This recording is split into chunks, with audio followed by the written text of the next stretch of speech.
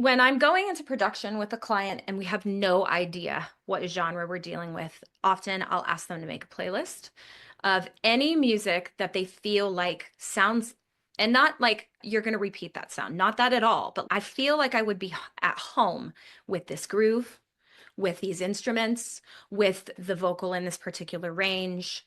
It's always great to have some references, especially if you're working with a hired professional. You can save yourself a lot of exhaustion because you go to one producer and you say, I want to do indie pop. They're going to interpret that so differently than the next producer who does indie pop.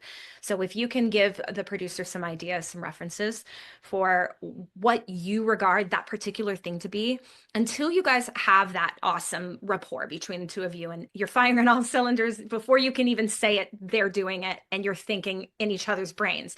Until you have that kind of fiery connection, which ultimately should come if you're working with the right people, it's just great to be able to give examples.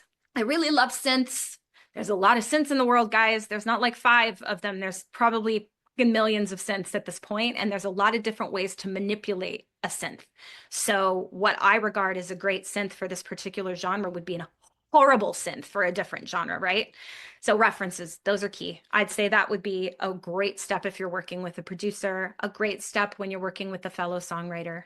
We're trying to find your musical identity.